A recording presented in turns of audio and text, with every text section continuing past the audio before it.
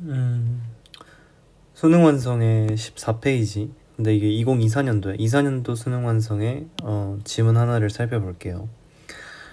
일단 뭐 배경 지식적으로도 좀 내신 대비해서 설명을 좀 하면서 뭐 사실 할 게 많이 없긴 한데 글을 읽는 거를 좀 더 집중적으로 얘기를 해볼게요. 첫 문장 읽어보면 상징은 뭐 무언가 이상을 내포하고 있는 건데 그 무언가는 설명하지 못해서 뭐 무의식이랑 관련이 깊대요. 그래서 글을 읽을 때 중요한 건 모든 문장을 외우겠다는 게 아니라 이 글을 쓴 사람이 머릿속에 무슨 생각을 하고 있는지를 읽어내는 거야. 정보의 기본 단위는 이미지, 그림이기 때문에 이 글을 쓴 사람이 어떤 그림을 그리면서 이 글을 썼는지를 완성시키기 위해서 노력을 해야 돼, 항상. 이 사람은 머릿속에 지금 무의식이랑 상징이 연관이 있다는 생각을 하고 있는 것 같아. 해서 어떤 환자는 뭐 음식물을 삼키려 할 때마다 경련을 일으켜. 이거는 뭐야? 무의식의 발현이야. 근데 무의식의 문제는 신체적 증상으로 나타나는 경우도 있지만 꿈으로 나타나는 경우가 더 많대. 그쵸? 무의식 문제는. 지그문트 프로이트, 주제가 좀 나오죠. 지그문트 프로이트라는 놈은 꿈의 상징이 신경증보다 훨씬 더 풍부하고 다양하기 때문에 꿈은 환자의 무의식을 파악하는데 중요한 단서가 된다라고 하고 있어요. 무슨 말이야? 그러니까 지금 어떤 무의식의 발현이 되는 방법이 첫 번째는 뭐가 있다는 거야? 신체적으로 나오는 경우가 있다. 두 번째 뭐다? 꿈으로 나오는 경우가 있다. 그래서 지그문트 프로이트라는 사람은 뭘 하려고 한다? 지금 무의식 속에 있는 이 문제를 꿈을 통해 해결해 보고자 하는 거다. 뭐 이런 얘기죠.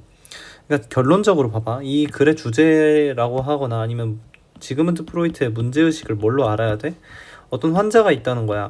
어떤 환자인데 지금 경련을 일으켜 음식물을 삼키려고 할 때마다 그걸 치료를 해줘야 될 거 아니야. 일단 환자니까 어떻게 치료해 줄 거야? 라고 했을 때 이건 뭐 신체적으로만 해결하려고 해서는 답이 안 나온다 이거지. 그래서 뭐야? 꿈을 통해서 얘기를 해보고 싶다는 거죠.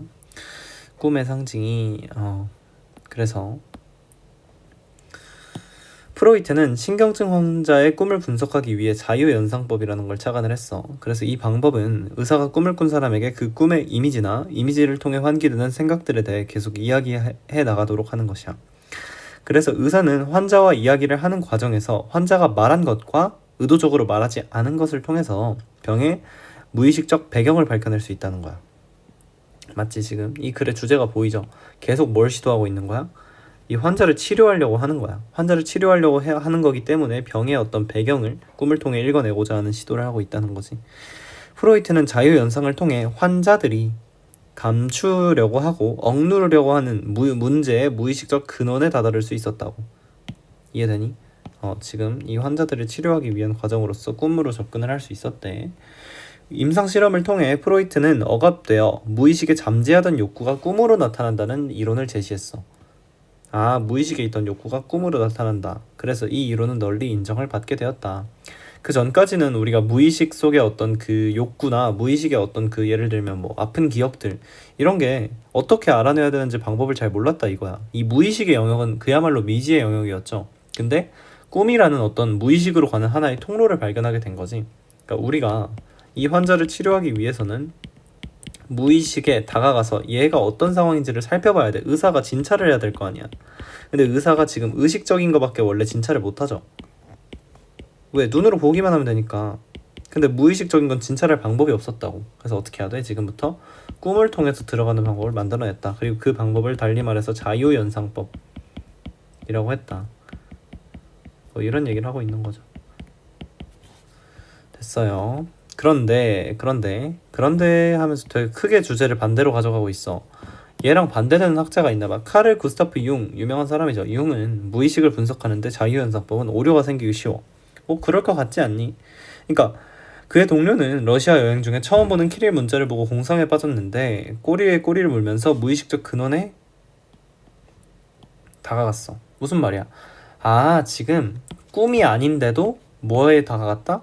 무의식적인 어떤 문제 원인에 다가가 버린 거지. 융은 이를 통해서 어떤 자유연상 그건 좋아. 근데 자유연상의 출발점이 꿈일 필요가 없어. 그냥 어떤 상징물 하나만 놓고 가도 된다는 거지. 이해되나? 이거는 사실 힌트를 좀 줬어. 왜? 처음에 상징은 무의식과 연관이 깊다라고 했으니까 상징과 무의식, 그러니까 얘는 무의식에 대해서만 얘기를 하고 있지만 얘는 지금 상징으로도 무의식에 접근을 할 수 있지 않을까라는 얘기를 하고 있는 거지. 그래서 또 꿈은 의식이 사라질 때 나타나기 때문에 꿈의 상징적 이미지 자체가 무의식의 내용이라고 보았어. 그쵸? 따라서 자유연상에 의해, 그니까 우리가 그 전에는 무의식을 가는 경로가 꿈이라고 봤다면 융씨는 뭐라고 하는 거야? 아니, 꿈이라는 건 의식이 없을 때 꾸는 거 아니야? 곧 그게 무의식 아니야? 즉 무의식이랑 꿈은 같은 상황 아니야? 꿈을 통해 무의식을 해석하는 게 아니라 그냥 뭐라는 거야? 꿈 자체가 무의식의 어떤 발현 아니야? 라고 얘기하고 있는 거죠. 그래서 꿈의 상징적 이미지 자체가 무의식의 내용이라고 봤어. 따라서 자유연상에 의해 일련의 생각을 이리저리 따라가다 보면 꿈의 실체에서 멀어져 버려. 그지? 왜? 꿈 그 자체가 무의식 그 자체일 텐데, 그지? 근데 꿈을 바탕으로 여러 가지 얘기를 하다 보면 꿈이 아닌 것들을 얘기하게 되다 보니까, 그럼 그 말은 곧 뭐야? 무의식이 아닌 것들을 얘기하게 된다는 거지. 왜? 무의식이 곧 꿈이라고 했으니까. 융은 자신의 견해가 확고해짐에 따라 프로이트의 방법을 결별하고 새로운 방법을 정립해 나갔어. 그는 환자들에게 꿈에서 본 이미지를 자세하게 기술하도록 하여 무의식이 최대한 드러날 수 있도록. 그니까 봐봐. 그 전까지는 프로이트라는 놈은 환자가 말한 것과 말하지 않은 것, 즉 꿈을 어떻게 해? 해석해가지고 무의식을 한 차원 더 들어가려고 한 거지. 그러니까 꿈은 어떤 무의식의 발현, 그냥 어떤 양상 중에 하나일 뿐이고 무의식 그 자체는 아니라고 본 건데, 융은 꿈 그 자체가 무의식이니까 꿈에서 본 거는 그냥 무의식 그 자체 아니니, 이런 식으로 접근을 하고 있는 거지. 맞죠? 꾸며서 만들어낸 이야기에는 체계적인 전개가 있지만 꿈은 체계나 논리가 없어. 따라서 무의식도 체계나 논리가 없다고 생각을 한 거지. 융은 꿈의 실체와는 관련이 없는 관념이나 연상, 억지로 논리성을 맞추려는 의식적인 노력들, 그러니까 자유연상에서 프로이트가 가졌던 문제는 또 뭐야? 어떤 이야기를 해나갔잖아. 환자와 뭐에 대해서? 꿈에 대해서 얘기를 하다 보니까 자꾸 뭐가 들어가? 의식적인 노력이 들어가. 왜? 내가 깨있는 상태에서 꿈에 대해서 다시 재구성을 하는 거다 보니까 내 의식적인 어떤 작용들이 들어가게 되지. 그러다 보니까 무의식의 어떤 훼손이 일어나는 거야. 그러다 보니까 사진을, 그러니까 그 무의식의 그 양상을 있는 그대로 온전하게 봐주기 위해서는 의식적인 노력들이 배제돼야 돼. 그 꿈 그 자체가 기술이 돼야 된다는 거지. 그래서 꿈의 이미지들이 상징하는 것에 초점을 맞추었다. 그렇죠. 지금 이해가 될 거야. 그래서 그러니까 사실 봐봐. 첫 문장에서 상징이라는 얘기를 굳이 던졌거든.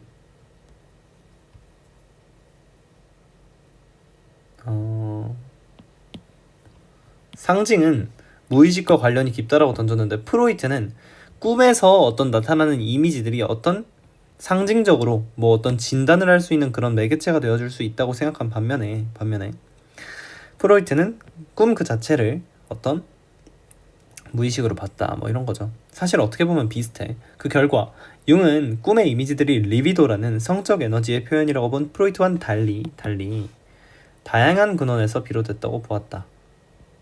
됐죠?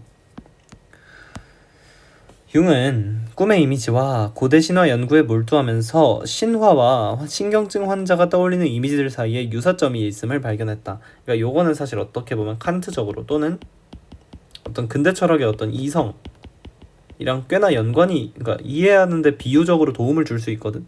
왜냐면 봐봐. 어떤 환자는 얘기를 했는데 그 얘기가 고대 미트라고 경전에도 나오는 거였대. 근데 알지 못하는 건데 비슷한 얘기를 했다는 거지. 이건 뭐라는 거야? 사실 어떻게 보면 본능이라는 거야. 그러니까 연어가 누가 알려주지 않아도 강물을 타고 거슬러 올라가서 알을 낳고 다시 바다로 나오고, 이런 과정처럼 그냥 인간이라면 어떤 특이한 환상적인 생각을 다 같이 하게 된다는 거지. 그래서 개인적 무의식에 덧붙여 본능과 원형이라는 두 개의 요소로 이루어진 집단 무의식을 가정했다. 그죠? 그래서 본능 먼저 설명해주고 원형 설명할 건가 봐. 특정 행동을 하게 하는 충동으로 새들의 귀소 본능처럼 생물학적으로 전달되는 것이야. 그렇구나. 융은 인간에게는 이와 더불어 대상을 인식하는 무의식적인 이해 양식이 있다고 봤어. 그러니까 틀이라는 거지. 색안경, 안경 같은 거야. 안경. 봐봐. 그러니까 본능이라는 거는 인간이라면 뭐 자고로 뭐 인간이라면 어릴 때 뭐 실내화 가방을 들고 다니다가 발로 한번 차보고 싶어. 이런 건 본능이야. 왜 모든 인간 모든 어린 시절에 다 한 번쯤 해봤던 기억이 있을 거야. 공통적이라고. 그리고 대상을 인식하는 무의식적인 이해 양식이 있어. 예를 들면 개구리를 보면 애들이 처음엔 놀래. 근데 모든 인간들이 대체로 놀란단 말이야. 아 이건 원형이라고. 어떤 인간이라면 어떤 물건을 어떻게 인식하고자 하는 틀이 어느 정도 정해져 있다는 거지. 융은 둘은 모두 개인적인 차원을 넘어 보편적이고 그래 모두가 공유하고 집단적인 것이야. 그래서 본능이 개인의 행동을 결정하는 것처럼 원형은 개인의 이해 방식을 결정해. 사실 직관적인 거야. 그러니까 우리가 뭐 사람에 따라 뭐 선호하는 강사가 있다고는 하지만 우리가 널리 어떤 인정해주는 강사가 있죠. 1타 강사 뭐 2타 강사. 근데 1타 강사라는 사람이 예를 들면 이런 거 아니야? 우리나라의 학생들의 제일 많은 사람을 쉽게 설명시키고 있다 이런 말 아니야? 쉽게 이해시키고 있다? 그 말은 무슨 말이야? 이 설명보다 더 나은 설명, 인류 보편에게 뭐 어떤 강아지는 아니다. F는 MA라는 걸 설명할 때 이런 설명도 있고 저런 설명도 있는데 되게 신기하게 이 설명이 인류 모두에게 더 쉽게 다가간다는 이런 말 아니야? 그지? 그 말 자체가 뭐야? 인간은 이런 식으로 생각하는 게 더 편하고 이런 식으로 생각하는 건 불편해가 이미 가정돼 있는 거잖아. 인간들에게는 공통적으로. 나만 그런 게 아니라 너도 그렇고 모든 뭐 고3 학생들 전체가 어떤 사람이 더 쉽다 이거 아니야. 개인의 이해 방식도 정해져 있다는 거지. 상황을 어떻게 이해하느냐에 따라 행동하고자 하는 충동이 결정돼. 그럼 뭐야? 충동이 뭐였어? 충동이 본능이었어. 다시. 그럼 원형이 다시 충동을 결정하기도 하고 충동도 다시 이해에 영향을 줘 서로 상호 영향적으로 준다는 거지. 상호 유기적으로 연결이 돼 있다는 거야. 그래서 원형은 본능처럼 유전자를 통해 전달되는 것이야. 그런데 이거는 라마르크의 오류를 답습한다는 반론이야. 뭐였어? 기린이 라마르크의 그거 기억나는지 모르겠어. 기린이라는 놈이 나무 위에 나뭇잎을 먹고 싶잖아. 자꾸 목을 늘린 거야. 하늘 쳐다보면서 으액 하다 보니까 점점 길어져 목이. 길어지다 보니까 어느 순간 먹을 수 있게 됐다고. 기린이 목이 길어져서. 그리고 이 성질이 그대로 유전돼서 아들은 목이 길게 태어난다. 이게 라마르크인데 용불용설이라고도 하고 용 쓴다 불용 안 쓴다 쓸수록 발달되고 안 쓸수록 없어진다 뭐 이런 말을 한 건데 말이 되니? 내가 복싱을 열심히 한다고 내 아들이 팔 근육이 더 커진 상태로 태어나? 아니라는 거야. 이미 오류라는 걸 알고 있죠. 근데 이에 대해 융은 유전을 통해 전달되는 것은 경험을 통해 얻은 게 아니라 형식이야. 형식. 무슨 말이야? 원형은 순전히 형식적이고 구조적인 개념이야. 따라서 원형적 이미지를 구성하는 세부 내용들은 환경이나 역사적인 변화에 따라 달라질 수 있다고 봤어. 그러니까 우리가 어떤 개념적인 지식을 이해하는 방식은 스키마라던가 아니면 뭐 인과적인 이해라던가 이런 거는 모든 인간이 공유하고 있다고. 인간은 과학적인 설명을 좋아해. 그러니까 이것으로 인해 이것이 일어났어 라고 이해하는 그 양식은 모두가 편하게 생각한다고. 대신에 내가 멕시코에서 태어나면은 멕시코의 어떤 뭐 그런 역사를 더 그 내용들을 머릿속에 채울 거고 그 이해 양식을 통해서 같은 이해 양식이라고 하더라도 어디서 태어나는지에 따라 그 색칠되는 게 양상이 다르다는 거지. 이거 내 그 교재에도 나와 있는데 기린이 색칠놀이 북 같은 거 있잖아. 그런데 보면 스케치는 돼 있다고. 그러니까 인간들은 스케치는 다 돼 있다는 거야.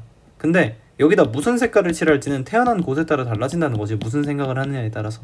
이해되니? 다 똑같은 그림은 갖고 있는데 색깔은 다 다르다는 거야. 뭐 이 정도 하면 될 것 같아. 그래서 뭐 결론적으로 원형이라는 것은 유전이 될 수 있다. 따라서 원형 자체와 이미지는 구분을 했다. 이미지라는 건 색칠이고 원형이라는 건 스케치다. 뭐 이런 얘기를 하고 있는 거죠. 이 정도 이해하면 될 것 같은데 됐습니다.